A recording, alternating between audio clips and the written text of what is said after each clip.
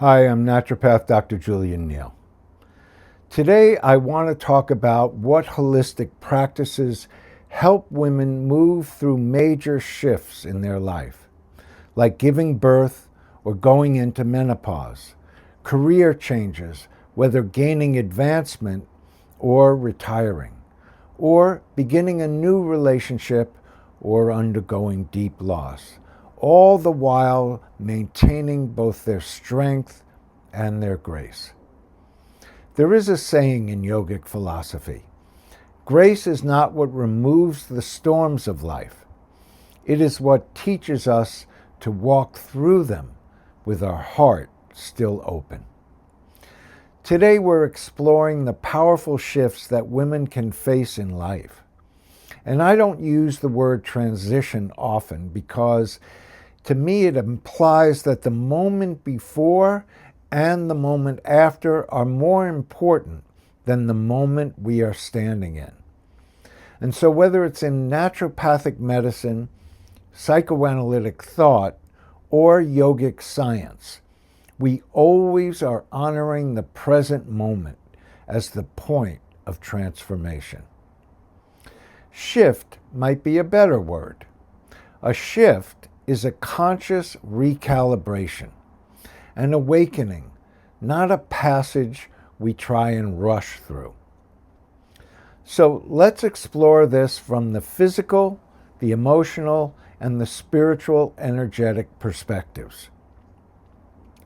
First, we'll look at the physical shift, the body's wisdom in times of change. Every major life shift has a biological signature. Whether after giving birth or going into menopause, there is a powerful hormonal recalibration. Estrogen, progesterone, and DHEA will decline in both cases, though the process and the timeline differ significantly. After childbirth, these hormones drop rapidly and sharp, and the sudden drop can cause mood swings, anxiety, fatigue, and in some cases, deep depression. While in menopause, they are gradual, but they're permanent. These changes are not there to punish the body, but to redirect its intelligence inward. These hormonal changes influence many functions: thermoregulation, sleep, brain clarity, mood, thyroid function, hair, skin, and bone health, and sometimes loss, as well as cardiovascular resilience. Women often need a new biological rhythm in either stage of life, one that's supported by magnesium, B-complex, and omega-3s, by adaptogens like ashwagandha, rhodiola, holy basil, by phytoestrogens from seeds such as flax, sesame, sunflower, and also eating legumes. Getting mineral-rich foods in their diet, seaweeds, greens, and making sure there's plenty of movement that strengthens without depleting. Career changes such as caregiving or new relationships and their shifts will definitely stimulate cortisol, adrenaline, and the limbic system. The nervous system must adapt. Otherwise, we know that sleep becomes fragmented, digestion changes, and the hair thins, immunity sometimes drops, inflammation rises, etc. Simple, powerful naturopathic supports of these things include making sure there's enough oxygenation, so deep breathing before you're making any decision making. Protein-rich meals to stabilize the blood sugar, omega-3s for emotional regulation, and getting daily sunlight for balancing the circadian rhythms. Drinking nervine teas like oat straw, chamomile, horsetail, and lemon balm. Loss or grief also create changes. Grief is not emotional by itself. It shows up physically as having a tight chest, shortness of breath, fatigue, changes in appetite, altered immunity, and once again, hair shedding. The body must be nourished gently in these cases. Proper hydration, warm soups and broths, magnesium, B vitamins again, slow walking, making sure there's touch with massage and warmth. The body always tells the truth first. Second, we'll look at the emotional shift, listening to the unconscious. Emotionally, these life changes awaken what psychoanalysis calls the unconscious residues, the old stories, old survival strategies, or even old grief. Unresolved emotions do not disappear. They move. They move into sleep, into digestion, into the joints. They form anxiety. They form resistance, or into the feeling of being stuck. Even the profound joys of childbirth can induce unconsciously one's loss of freedom.